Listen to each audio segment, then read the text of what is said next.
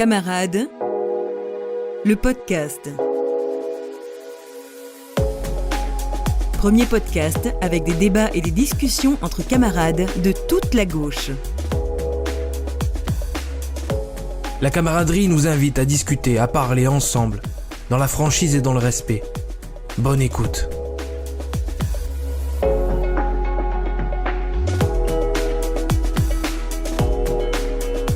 Camarades, épisode 13 aujourd'hui, très heureux de recevoir notre deuxième invité, Stéphane Ravaclé, homme de cause et boulanger. On va avoir plein de choses à discuter avec lui et pour faire cette discussion, pour faire ce débat, j'ai le plaisir d'avoir avec moi aujourd'hui Cyrine, engagée auprès de Génération S, qui est pratiquement là toutes les semaines en ce moment, et Henri, engagé au Parti communiste français PCF, secrétaire fédéral des JC, des jeunes communistes, dans le Val-de-Marne. Bonjour à vous deux.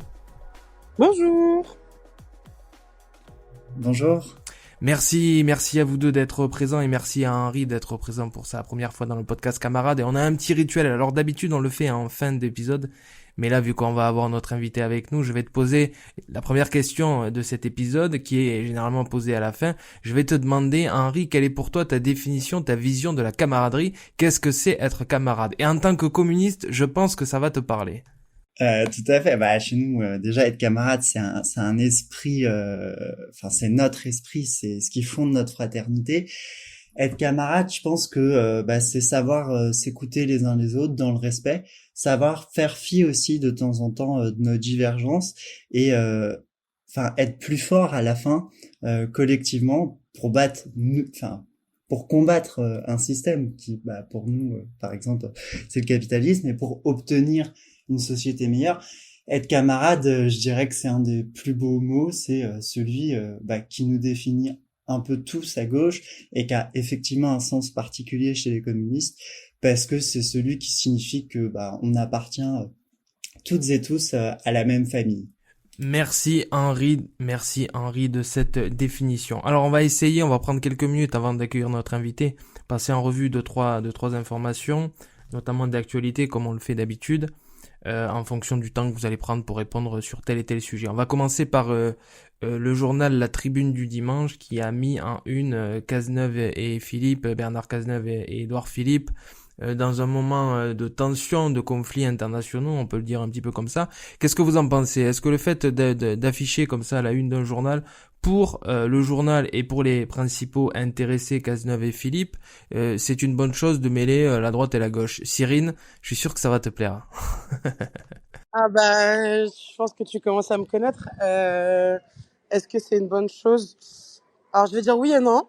Oui, il faut effectivement avoir une position unilatérale, surtout la France. Et quand on voit les positions qu'elle a dernièrement, c'est un petit peu compliqué. Mais non, parce que si on est de gauche, on ne s'affiche pas fièrement avec Édouard Philippe. Si on est de gauche, on ne s'oppose pas depuis le début à l'union de la gauche. Et puis si on est de gauche, on n'a pas le bilan que Bernard Cazeneuve a sous le quinquennat Hollande. Donc est-ce que c'est une bonne chose? Absolument pas. Il préfère s'afficher avec Édouard Philippe qui est quand même de droite, mais bien de droite, qui a été Premier ministre, donc on a aussi son bilan, plutôt que de s'afficher avec la NUPES et avec la gauche. Donc moi je reste toujours très très critique de monsieur Cazeneuve, surtout quand je vois ses positions. Donc non, c'est absolument pas une bonne chose, et puis bien au contraire, j'ai envie de lui dire assume de ne plus être de gauche, quoi. Henri?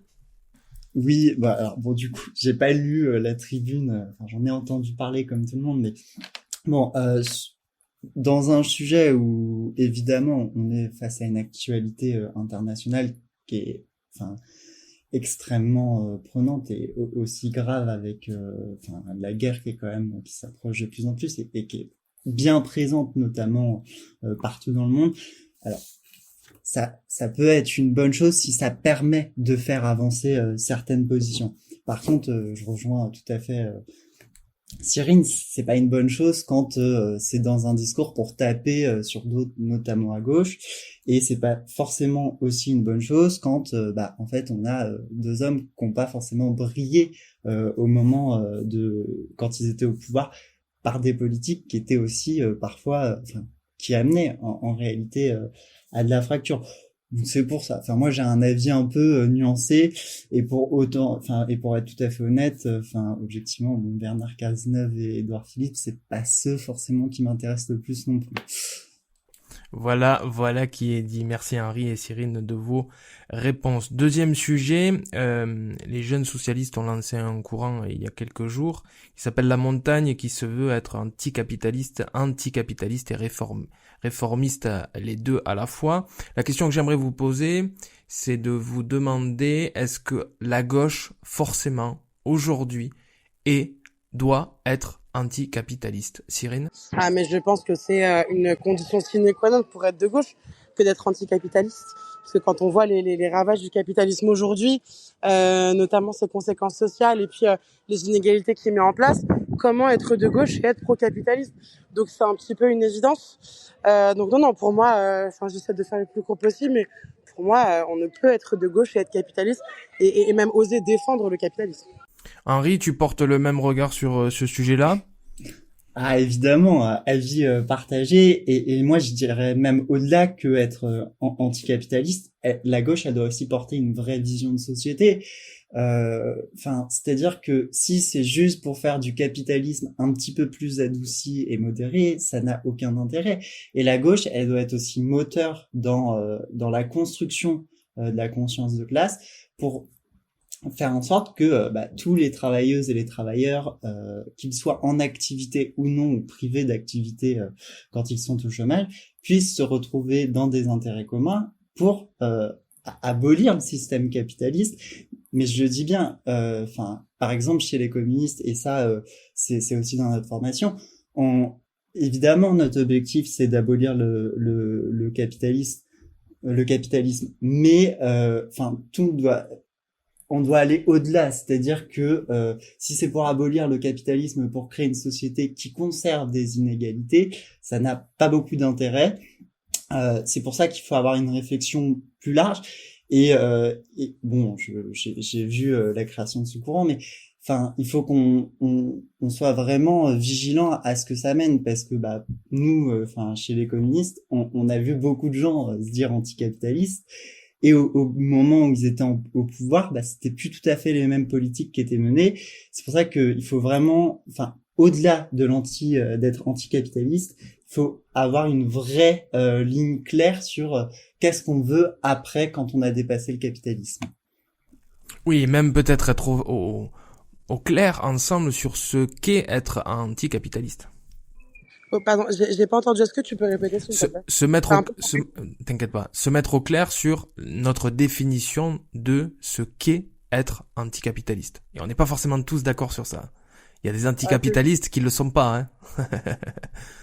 Oui, il y en a qui se prétendent anticapitalisme, et puis quand on regarde dans leur position, c'est comme ce qu'a dit Henri, je te rejoins, c'est du capitalisme modéré.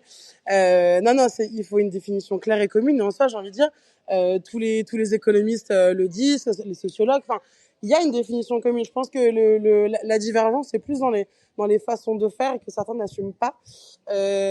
Pour moi, c'est tout ça, mais être anticapitaliste, c'est vouloir préserver la planète, donc c'est être écologiste.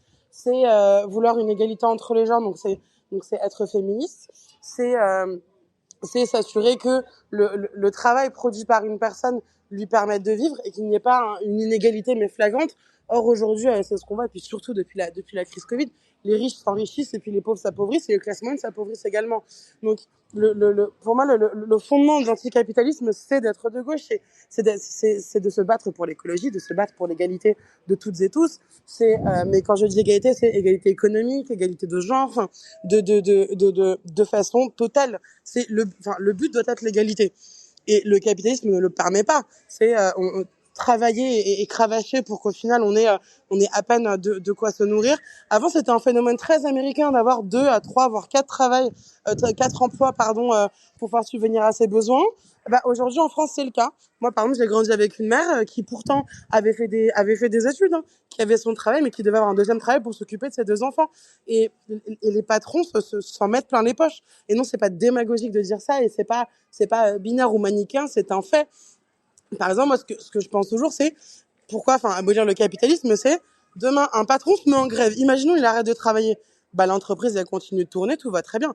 Par contre, les salariés, toutes les personnes qui travaillent pour la boîte se mettent en grève. Là, c'est à l'arrêt. Donc, on voit le rapport de force et dans les résultats, c'est l'inverse. C'est-à-dire que ce n'est pas, on ne rémunère pas en fonction de l'importance et de l'utilité.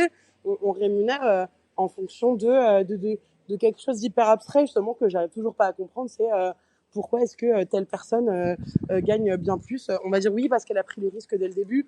Enfin, je suis pas forcément d'accord. Et puis, Stéphane Ravaclet nous le dira bien mieux. Lui qui est boulanger, puis qui est un apprenti. Je pense pas qu'il le paye à 1 centime et que lui, il s'en met plein les poches. Quand on voit aussi l'exploitation des travailleurs et des travailleuses, c'est dans le monde entier et puis même en France, les stagiaires aujourd'hui en France, alors qu'ils doivent être rémunérés, sont utilisés. Enfin, c'est tout un système qui est à refonder, le capitalisme, donc qui est quand même le fondement malheureusement de notre société actuelle, à tout gâcher et à créer des inégalités tant dans la justice climatique ou la justice sociale ou dans l'économique. On ne peut pas continuer comme ça. Le système n'est pas viable. Les gens vont continuer à mourir. La planète va continuer à mourir. Enfin, donc pour moi, c'est dans la logique même d'être de gauche et donc d'être anticapitaliste. Merci Cyrine. Merci Cyrine. Avant d'accueillir notre invité du jour, Stéphane Ravaclet, merci à lui d'être présent pour ce débat, pour cette discussion qui, j'en suis certain, sera passionnante. Henri, quelques instants encore ensemble, toi qui es engagé auprès des jeunes, c'est intéressant aussi de voir que la jeunesse s'empare de ce sujet, de ce positionnement de l'anticapitalisme. C'est quand même aussi porteur d'espoir, non? Oui, tout à fait, c'est porteur d'espoir, mais je pense que, enfin, si on parle de la réalité aujourd'hui du terrain et de ce qu'on voit, hein, enfin, et de ce qu'on vit, je pense que la jeunesse s'empare et devient anticapitaliste parce que la jeunesse est la première à vivre les méfaits du capitalisme. Elle est la première à prendre de plein fouet la réalité du capitalisme dans son quotidien. Enfin, concrètement, on avait dans le Val-de-Marne, il y a pas très longtemps, organisé un rassemblement contre la vie chère et pour l'augmentation des salaires. Et à ce moment-là, on avait rappelé avec des jeunes travailleurs que aujourd'hui, on n'obtient pas son premier CDI avant 27 ans. Beaucoup de jeunes sont dans des contrats qui sont ultra précaires avec des conditions de travail qui sont pas forcément, qui sont pas potables, hein, voire même qui sont inacceptables dans certains cas. Et on se retrouve aussi avec beaucoup de jeunes. Moi, pour le coup, je le vois en tant qu'étudiant, qui sont obligés d'aller aller aux files alimentaires pour pouvoir se nourrir. Et donc concrètement, effectivement, c'est sûr, la jeunesse à ce moment-là va s'intéresser à quelle alternative au capitalisme on peut mettre en place et de facto aussi essayer de construire ce rapport de force contre le capitalisme. Et ça s'est vu pendant la mobilisation retraite. On avait des cortèges jeunes qui n'ont jamais été aussi grands ou aussi massifs depuis les 10, peut-être pas 10 dernières années, mais au moins les 5 dernières années, si ce n'est plus.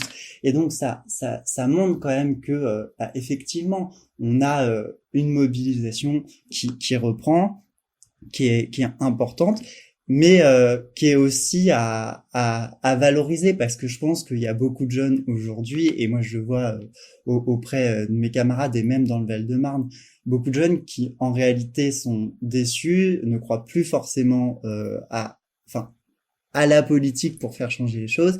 Et c'est nous, notamment en tant qu'organisation jeune chez les Jeunes Communistes, on y prend toute notre part, mais pas que, de montrer que la politique, elle peut faire changer les choses, et d'autant plus quand on est organisé et mobilisé. Merci Henri. Stéphane Ravaclet, bonjour. Merci. Bonjour à toutes et tous. Merci de m'accueillir. Merci d'être là dans le podcast Camarades. Il y a aujourd'hui avec moi qui suis engagé au Parti Socialiste, il y a avec moi Cyrine engagée à Génération S et Henri engagé chez les communistes, notamment secrétaire fédéral des JC du Val-de-Marne. Merci Stéphane d'être là. Je crois que tu as suivi un petit peu notre discussion, notre débat précédent. Qu'est-ce que tu en as pensé par rapport à la jeunesse qui se revendique anticapitaliste? Alors, moi, il n'y a pas très très longtemps que je me suis véritablement engagé en politique. Ça fait que 3 ans, grand maximum. Et et je me suis rendu compte que je me trompais sur la jeunesse. Je peux dire que avant j'étais entre guillemets un peu un vieux pensant que la jeunesse ne faisait rien, et je me suis rendu compte que pendant ma législative, c'est surtout la jeunesse qui m'a aidé beaucoup, beaucoup, beaucoup, à me donner du temps, euh, à partir sur les routes. Et lorsque je suis invité par les JS socialistes, souvent, en fait, il y a un vrai respect entre nous, et c'est là que je me dis que, bah, que c'est plutôt bien que cette jeunesse ouvre les yeux et se batte, parce que nous, on leur laisse un monde qui n'est pas beau du tout, mais vraiment pas du tout. Et si je peux emprunter quelques secondes la parole pour m'excuser, et que ma génération et les générations avant euh, s'excusent en fait envers la jeunesse, parce qu'on leur laisse vraiment pas un monde très beau. Et vraiment, je le dis à chaque fois que je prends la parole devant la jeunesse, je leur dis vraiment que je m'excuse de ce qu'on vous laisse, parce que c'est pas, j'aimerais pas recevoir ce monde et avoir 20 ans à l'heure actuelle. Alors oui, vous devez vous battre 10 000 fois plus que nous pour être écoutés, pour casser l'ancien modèle, parce que cette vieille politique qu'on entend tous les jours, qu'on entend depuis 10, 15, 20, 30, 40 ans, il faut la bousculer pour que vous viviez l'aventure, et c'est à vous de le faire, et je vous laisse amplement le temps, etc. à le faire, parce que c'est à vous de vous battre si vous voulez avoir la vie que vous méritez. Merci Stéphane. La jeunesse est fortement attachée, on a le sentiment qu'elle est fortement attachée à l'union de la gauche, à juste titre. Elle a raison. Sans rentrer dans des polémiques, comment toi tu vois la situation actuelle à gauche par rapport à la NUPES notamment? Moi, je trouve qu'il y a eu un bon de raisonnement euh, depuis quelques semaines, alors moi, j'ai prié et vous pouvez l'entendre sur toutes les interviews que j'ai fait depuis mon engagement, pendant surtout la présidentielle. J'appelais les gauches à s'unir, parce que je voyais bien que on allait aller dans le mur. Les gauches ne se sont pas unies pour la présidentielle. On a vu ce que ça a donné, les scores catastrophiques, et heureusement que pour la députation, les équipes se sont réunies. Euh, je pense que la NUPES c'est un groupe extraordinaire. On ne peut pas s'en passer. Avec tel ou tel camarade, il y aura toujours des choses de dites, il y aura toujours des choses de faites, et en fait, c'est un hybride de quelque chose. Moi, je vais parler boulanger. C'est comme si on associait plusieurs blés qui n'auraient jamais dû vivre ensemble pour faire du pain. Alors, en fait, on va devoir faire 1000 et un essais, comme le font les boulangers, pour obtenir une farine qui va très bien. On n'a pas eu le temps de le faire, puisqu'on l'a fait pour la députation. On doit le faire maintenant, on doit réagir maintenant pour réhabiliter cette NUPES, ou un autre nom que cela aura, mais par obligation, on est obligé de s'unir. Parce que quand on s'unit, que ce soit, quelle que soit la gauche qui est devant nous, ou les gauches qui sont devant nous, on doit s'unir, parce que le monstre de l'extrême droite et de la droite qui s'apparente maintenant à l'extrême droite est devant nous, et malheureusement, il a presque déjà les deux pieds vers ce énième monde qui est devant nous. Merci Stéphane. Cyrine, est-ce que tu veux demander quelque chose à Stéphane, l'interpeller sur un sujet ou continuer sur notre sujet actuel?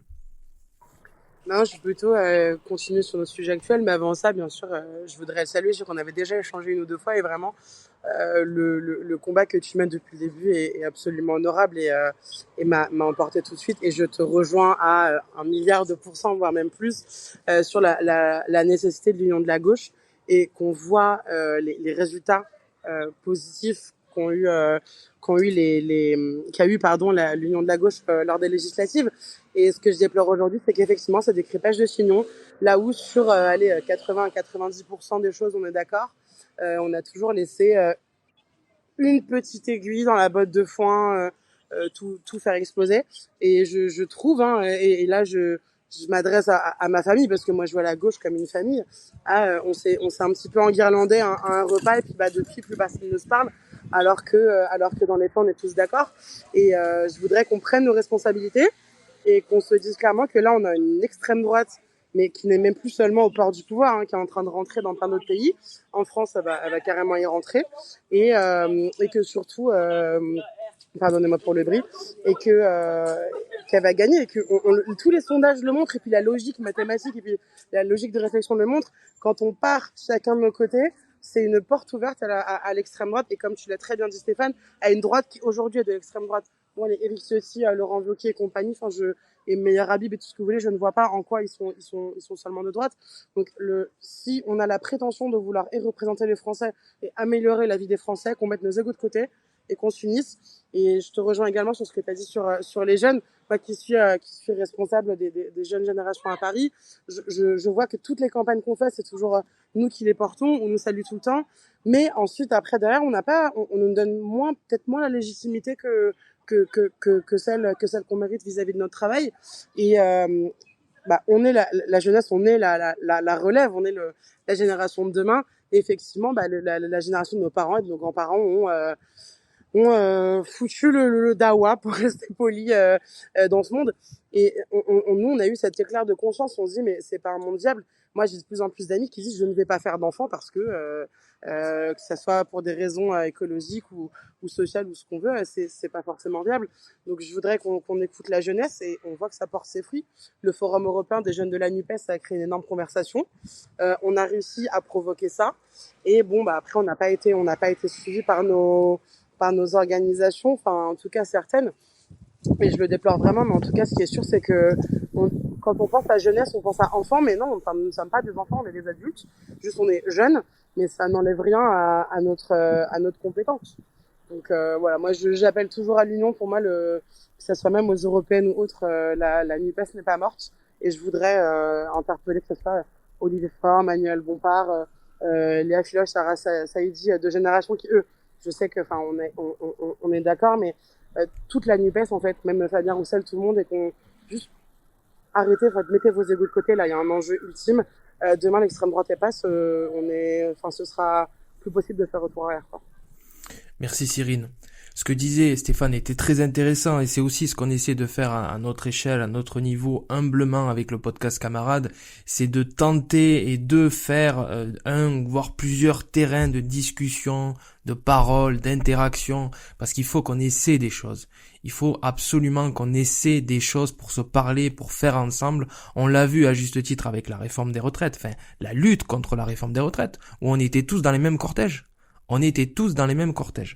Merci Stéphane d'être présent, homme de cause et boulanger. Henri, je vais te laisser la parole quelques instants. Ça fait du bien de voir qu'un homme engagé en France et boulanger qui porte des combats au niveau national. Ça fait du bien. Henri? Oui, bien sûr, je partage. Et pour le coup, je pense que si la NUPES a réussi dans un certain nombre de circonscriptions, c'est aussi parce que on a réussi à faire en sorte d'avoir des candidatures qui sont issues du monde du travail, et ça c'est un des points importants et forts que porte le PCF, et notamment dans ces discussions régulières. Je pense sur l'union de la gauche. Alors moi je partage qu'il faut une union, et évidemment une union qui soit large, parce que on ne pourra pas gagner en étant restreint. Mais par contre, en fait, il faut que l'union, elle se fasse dans le respect de nos différences, qu'on ait des plateformes d'écoute, et que ça soit pas dans l'invective. Mais quand je dis dans l'invective, c'est y compris l'invective des militants. Parce que on s'est rendu compte, et nous depuis longtemps, depuis la présidentielle et après, où on s'est retrouvé avec beaucoup de militants, et moi-même j'en suis un et je l'ai vu, où on se faisait insulter, voire même parfois agressés. Et ça, c'est pas une bonne dynamique pour construire l'union, y compris parce que en réalité, ça impacte le militantisme quotidien de tout le monde. Et je pense la deuxième phrase clé pour gagner, si on arrive, c'est à faire cette union, c'est aussi de joindre nos forces militantes. On a, enfin, je pense, deux gros partis militants encore, qui sont le Parti communiste et le PS, parce qu'ils ont une base militante formée, qui aussi est présente quotidiennement sur leur territoire, mais pas que, hein, évidemment, il y en a d'autres, mais qui sont évidemment, enfin, je pense les plus présentes du fait notamment de présence dans des collectivités, qui montrent que on a, enfin, et qui ont une véritable capacité d'aller travailler, parce que la conquête, elle sera, enfin, elle passera effectivement par l'union, mais elle passera aussi en allant reconquérir des gens qui ne vont plus voter, parce que c'est aussi ça la réalité. Moi, je viens d'un département qui a été à gauche, voire très à gauche, très longtemps, et on s'est rendu compte, enfin, on s'est pas rendu compte, on n'a pas, on le voyait depuis des années, mais depuis des années, en réalité, les gens n'allaient plus voter parce que je pense que c'est aussi ça, c'est-à-dire qu'ils n'avaient plus confiance envers les institutions politiques traditionnelles, et donc ils préféraient ne pas aller voter, voire même ils oubliaient clairement que la politique existait. Voilà, parce qu'ils n'ont pas vu l'impact concret que ça avait dans leur vie. Et je pense que c'est aussi de notre responsabilité, parce que enfin, c'est aussi la question de quelle union on veut, je pense. C'est un peu aussi peut-être ce qui a fait que la NUPES patauge aujourd'hui, c'est que on a fait une union très vite qui a effectivement porté ses fruits, mais on peut pas se satisfaire que de faire 25% aux élections législatives tous réunis. Ça veut dire que on n'est pas capable aujourd'hui d'avoir une majorité. Et c'est là qu'on doit travailler tous ensemble, unir nos forces militantes pour aller reconquérir des gens qui ne vont plus voter, parce que le rapport de force, on l'obtiendra que quand nous, on parle de masse, mais que quand on arrivera à faire voter les masses pour faire en sorte de gagner ces élections et d'avoir une vraie révolution par les urnes. Mais voilà, je pense qu'il faut aller plus loin que de se dire on va s'unir juste pour faire un calcul comptable, mais vraiment de se dire il faut aussi s'unir dans les forces militantes, avoir un discours clair et respecter les différences de chacun et de chacune, parce qu'elles existent aussi et parfois elles sont quand même malgré tout majeures, et voilà. Mais je pense que c'est surtout ça. C'est pour ça que je veux pas qu'on tombe non plus dans le discours trop facile de dire l'union, mais l'union, si elle n'a pas de perspective concrète et elle n'offre pas de perspective concrète, ça marchera pas. Merci Henri. Stéphane, je te poserai la question rituelle du podcast Camarade pour finir l'épisode. Je te demanderai quelle est pour toi ta définition, ta vision de la camaraderie. Qu'est-ce que c'est être camarade? Mais restons sur notre sujet là, parce que c'est quand même très intéressant. Et on est en droit de se poser la question, est-ce que une partie de la gauche, voire peut-être même toute la gauche, est-ce qu'on ne s'est pas trop coupé? Je dis pas coupé totalement, trop coupé du monde du travail, des travailleurs, des ouvriers. Stéphane. Vous savez, alors je vais parler que de mon métier parce que je le connais depuis 1985. Je n'ai jamais vu de syndicats socialistes entrer dans les entreprises, dans les petites entreprises. Ce monde-là a été complètement oublié par la droite et on se rend compte via les élections. Même via le patronat, moi lorsque j'étais au syndicat des boulangers du Doubs, lorsque j'ai dit que j'étais socialiste, on m'a bien ri au nez, parce que j'étais un peu le seul. On a oublié ce monde-là parce qu'on l'a donné directement à la droite, et je pense que c'était une facilité pour nous parce qu'on n'avait pas les codes. Que les personnes d'en haut n'avaient pas les codes. Comme on a perdu les codes via tout ce monde qui ne vote plus. En fait, je pense sincèrement que depuis 30 ans, on est parti via la possibilité d'avoir du monde, mais sans trop se fatiguer. Et maintenant, on doit ramer pour avoir des électeurs. Moi, je l'ai vu via la législative de cette année, ou de l'année dernière, je sais plus, de cette année, pardon. il y a, on a vraiment, enfin, moi j'ai des gens qui sont venus, je reviens sur votre base de questions, j'ai des gens qui sont venus m'interpeller parce qu'ils ne votaient plus. Ils m'ont dit, je veux travailler pour vous pour la législative parce que je crois en vous. Et je pense qu'il est facile d'avoir ce genre de personnes si on parle vrai. Je dis toujours que la vie politique a toujours la même rondeur dans ses mots.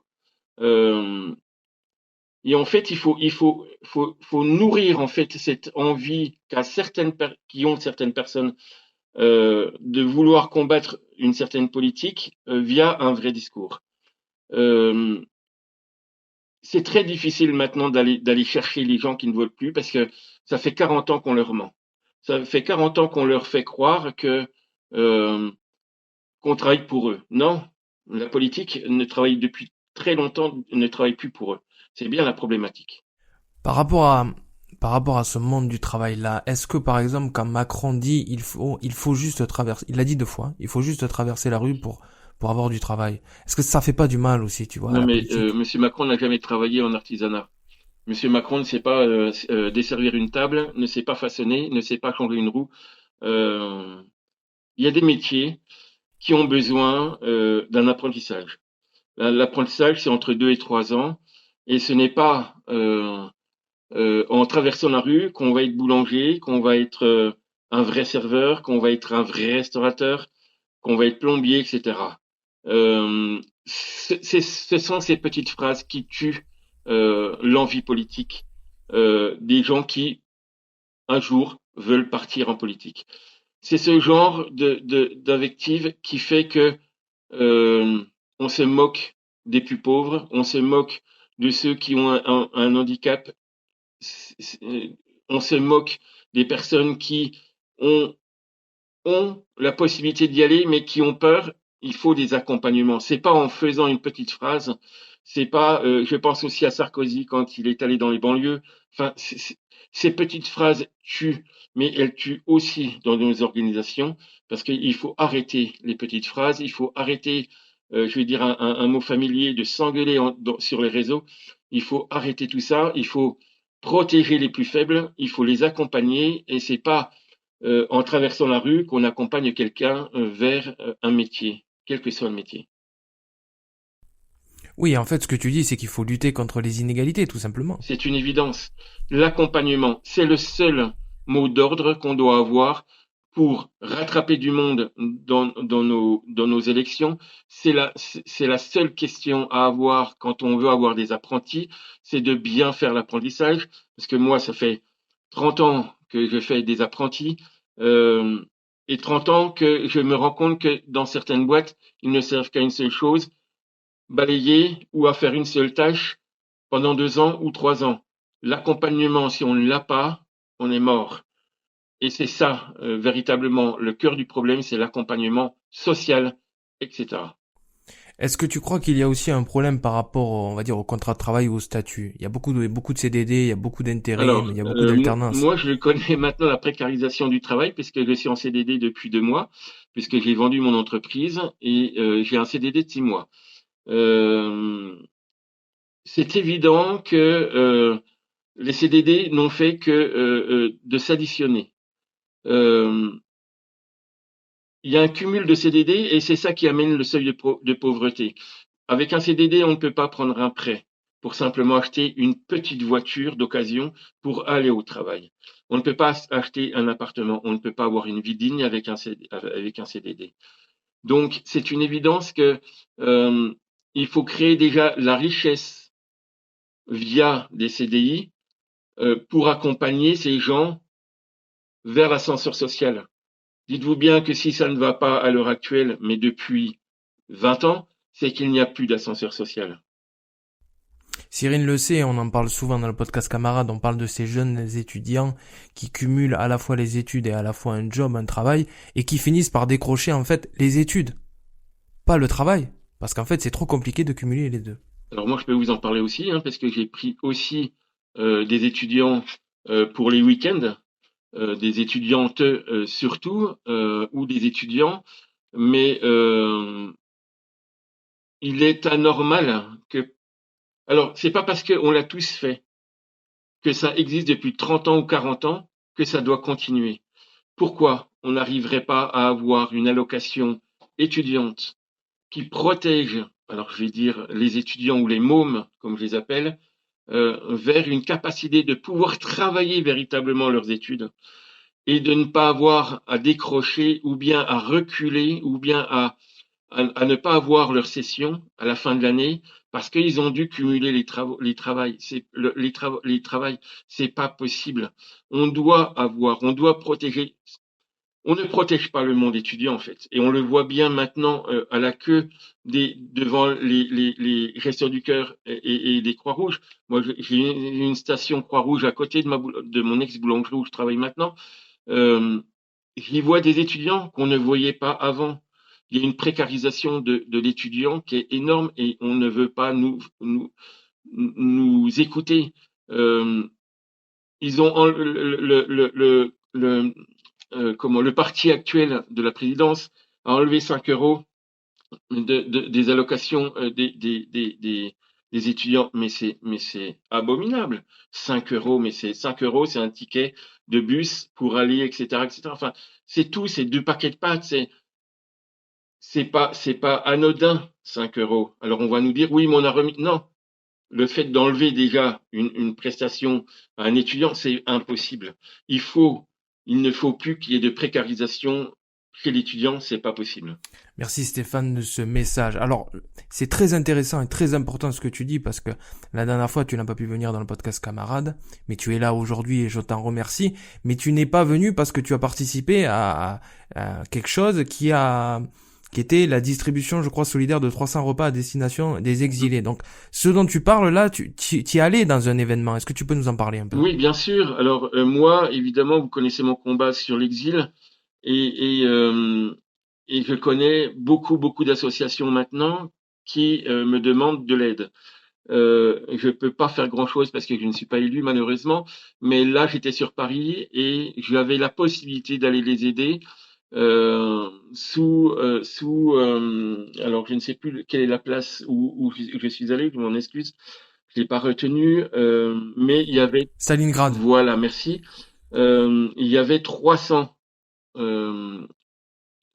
exilés. Là, on parle d'exilés qui attendaient sagement euh, de pouvoir manger ce soir-là.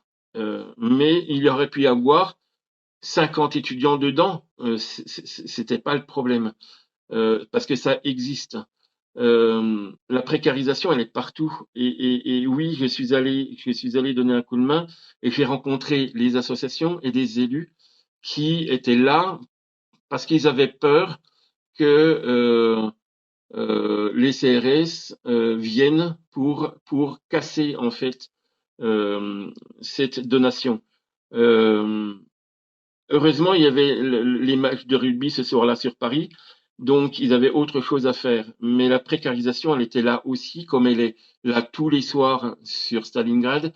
Et on casse en fait cette unité parce que on ne veut pas voir, on voit bien, hein, on ne veut pas voir cette misère-là dans nos grandes villes et de plus en plus en ce moment. Aujourd'hui, tous les territoires sont touchés par ce dont tu parles. Milieu rural, milieu urbain. Oui, et je voulais juste faire une dernière note sur les étudiants. Quand je vois que la ministre des Sports ose dire que les étudiants doivent laisser leur chambre d'étudiants pour les futurs athlètes l'année prochaine, mais les bras m'en sont tombés. Enfin, c'est pas. La précarisation existe déjà chez l'étudiant, et pour le bienfait des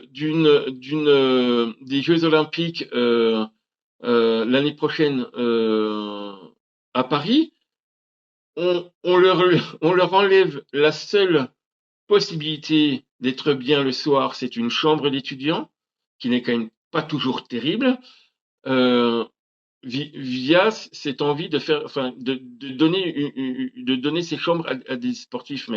Mais là, mais c'est pas possible. Et on va leur donner Contre 100 euros. oui, 100 euros et des tickets pour aller voir des trucs sportifs. Mais c'est Mais je sais pas dans quel monde vivent ces ministres. Je ne sais pas dans quel monde vivent ces élus pour oser cette manipulation, quoi. C'est pas possible. C'est impossible. On déloge déjà tous les sans-abri. Est-ce qu'on va peut-être déloger aussi les étudiants parce que ils sont devant les Croix-Rouges ou devant comment les Restos du Cœur un jour de match? On peut se demander. Enfin, c'est du grand n'importe quoi et c'est pour ça que j'appelle la jeunesse politique et étudiante à se révolter via ces inactions, quoi. C'est pas possible. Levez-vous et battez-vous. C'est pas possible de rester sans rien dire, quoi.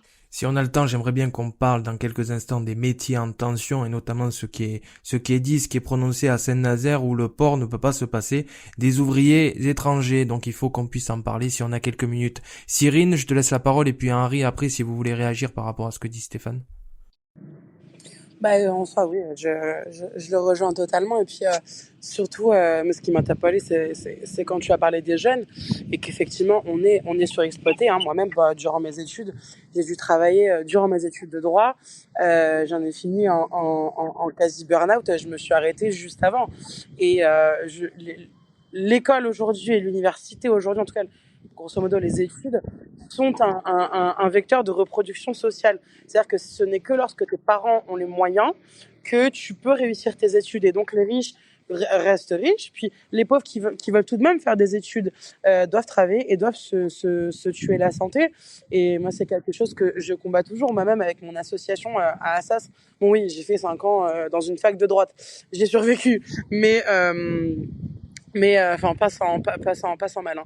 Mais on a lancé l'épicerie solidaire et c'était des centaines d'étudiants qui en avaient besoin et qui étaient à bout de souffle et qui nous disaient mais merci parce que depuis que vous les avez mis en place, bah je travaille peut-être un petit peu moins, mais comme ça au moins je sais que j'ai de la nourriture, mais ils doivent compter sur la charité et ça les dérange et je le comprends totalement, mais comme tu le disais Stéphane, enfin le gouvernement ne fait absolument rien, on sabote les étudiants, on nous envoie au casse-pipe, puis même de façon générale on parle des métiers sous tension, des travailleurs étrangers. Enfin, moi, je suis petite-fille et arrière-petite-fille d'immigrés. Moi, mon grand-père et mon arrière-grand-père sont arrivés en France. Ils ont été parqués dans ce qu'on appelle les bidonvilles de Nanterre, qui étaient donc les bidonvilles de tout le 92. Il en a une mémoire bien vive encore aujourd'hui, alors qu'il a 87 ans. Il a travaillé tout de suite. Il est très analphabète. Il a toujours travaillé. Bah, c'est simple, à l'usine, on le mettait. Il est algérien, donc c'était les Algériens avec les Algériens, les Sénégalais avec les Sénégalais, les Italiens avec les Italiens, Portugais avec Portugais, Français avec Français. Ils n'avaient même pas le droit de se mélanger. Puis il y avait cette règle un petit peu tacite. Il a été surexploité. Quand je le regarde aujourd'hui, il marche à 90 degrés, il est complètement courbé. Il a je ne sais combien de problèmes de santé.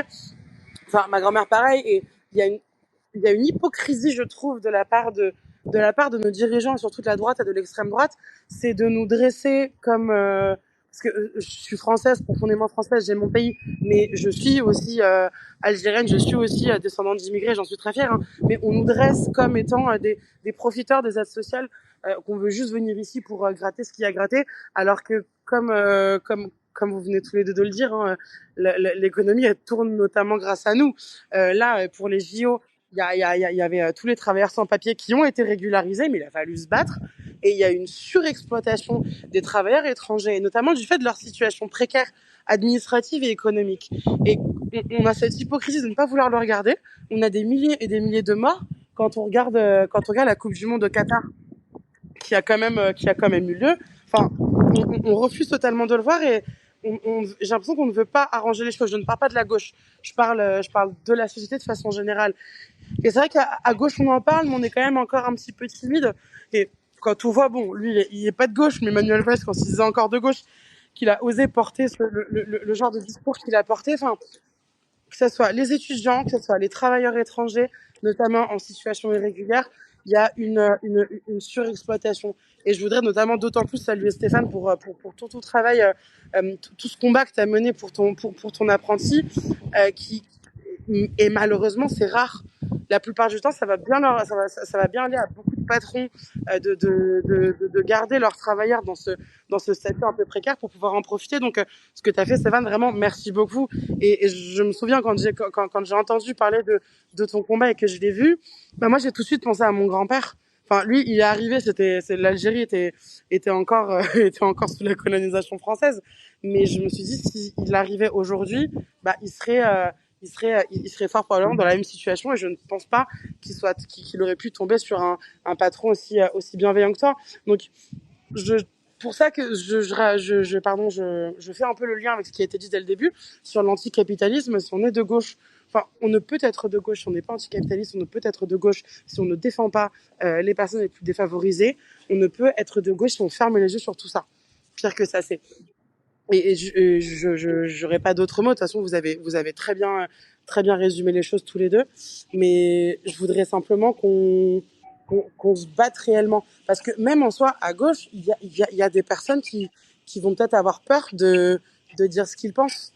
Mais après, quand tu creuses un petit peu, c'est un petit peu plus compliqué. Donc, je veux vraiment qu'on porte ce combat haut et fort, et qu'on n'ait pas peur de réclamer, par exemple, la régularisation de tous les travailleurs sans papier. Là où les seuls où j'ai entendu parler de ça, sauf si je me trompe, et excusez-moi, je vous prie de m'en excuser, c'est une erreur, mais c'est le NPA. Enfin, et on doit porter ça haut et fort.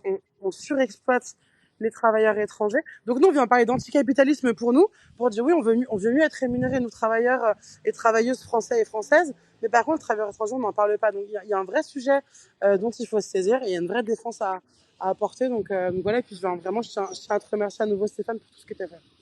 Mais absolument, Cyrine, face à des situations, face à des contextes radicaux, il faut des solutions radicales, tout simplement. Henri? Oui, déjà, je partage tout ce qui a été dit, et je pense que on regarde la question qui a été posée tout à l'heure sur la phrase du président Macron qui invitait ceux qui étaient privés de travail à traverser la rue pour en trouver un. En fait, je pense que c'est exactement la même logique, c'est-à-dire que ça ne finit que par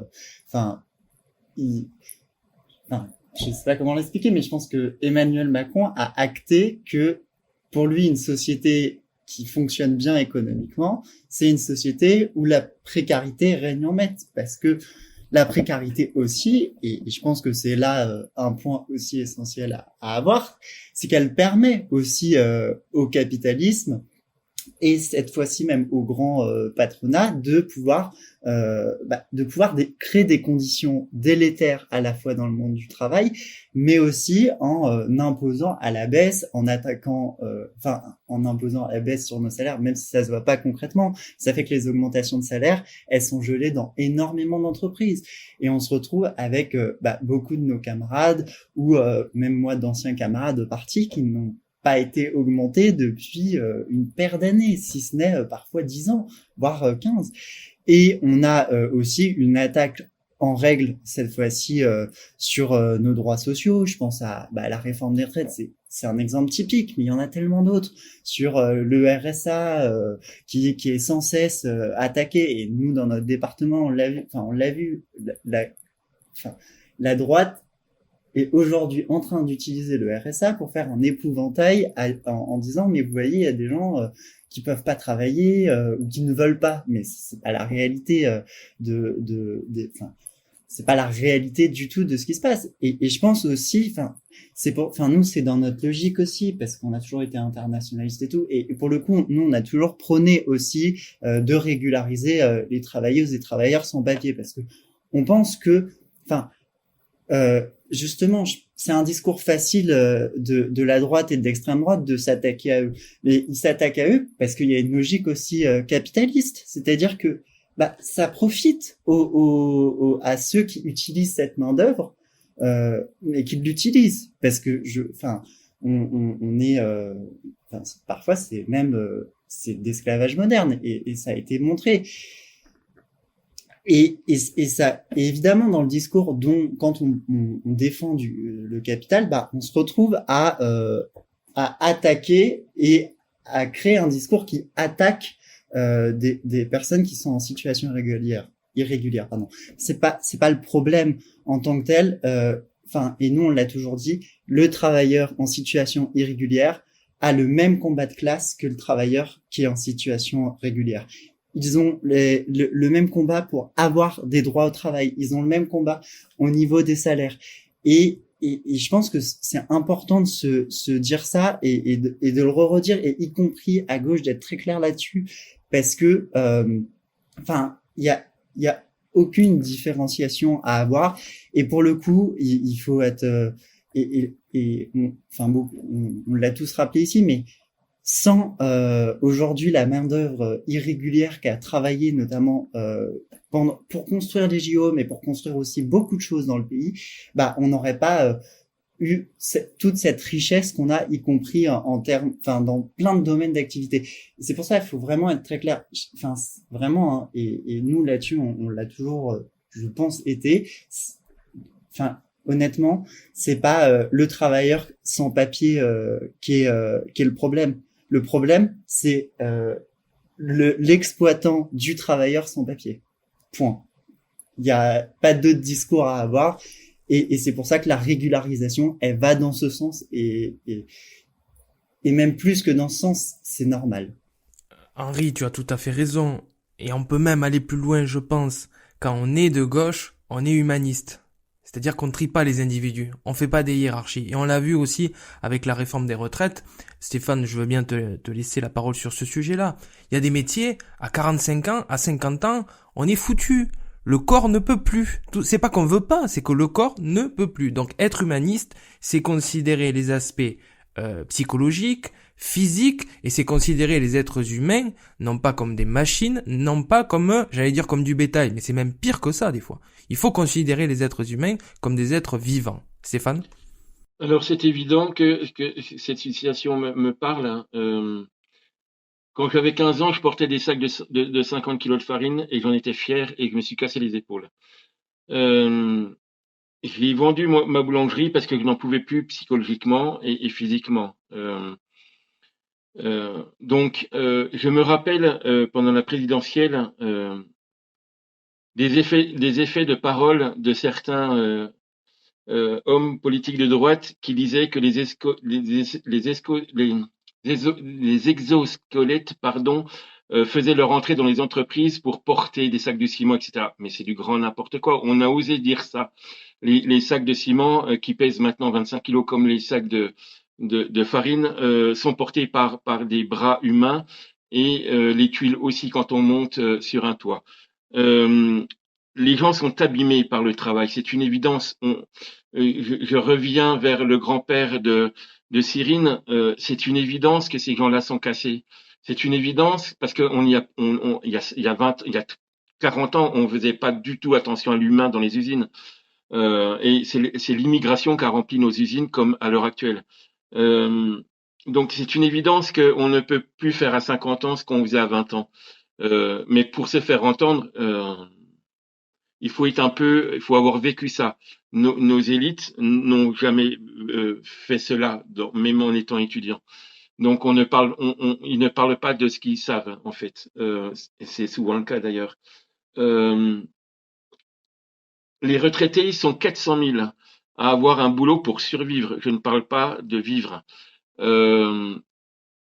Et lorsqu'on est cassé par le métier, en fait, on est au chômage, on est en maladie et après on est au chômage.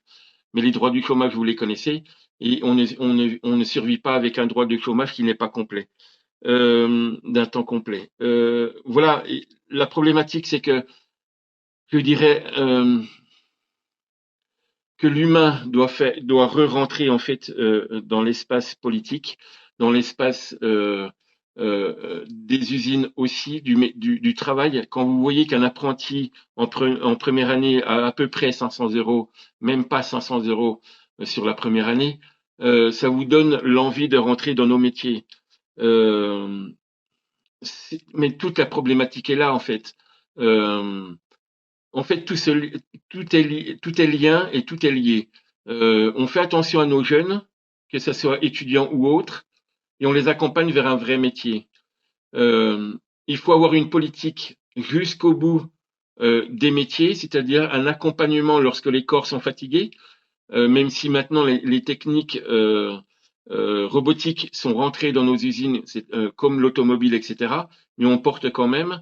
Et les maladies du squelette sont véritablement en majorité dans nos usines lorsqu'on prend de l'âge.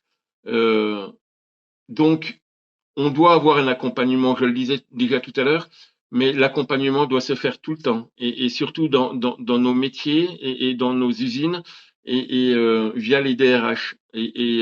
Là, malheureusement, en fait, on n'a pas cette politique d'accompagnement, et lorsque les corps sont cassés, ben en fait, on les vire et on les met de côté, et c'est à eux de se débrouiller. Merci beaucoup vraiment Stéphane d'être là pour cette discussion très très passionnante. Avant de passer à la dernière question rituelle du podcast, j'aimerais remercier Henri d'avoir été présent pour ce 13e épisode et je l'invite à revenir pour échanger sur d'autres sujets, et je voudrais dire encore une fois merci à Cyrine également d'avoir été là, même si elle a des capacités extraordinaires puisqu'elle est arrivée à tweeter contre Bardella en même temps, donc Toujours. Merci Stéphane. Quelle est pour toi ta définition, ta vision de la camaraderie? Qu'est-ce que c'est être camarade? Alors, camarade, c'est de regarder celui qui tombe et de lui donner la main. Camarade, c'est aussi synonyme de copain, et le copain, c'est celui qui partage le pain. Voilà. Merci beaucoup Stéphane d'avoir été là. On se retrouve la semaine prochaine pour un nouvel épisode du podcast Camarade et un prochain invité ou une prochaine invitée très certainement d'Europe Écologie Les Verts. Merci. Merci de m'avoir invité. À bientôt. Camarade, le podcast. Premier podcast avec des débats et des discussions entre camarades de toute la gauche.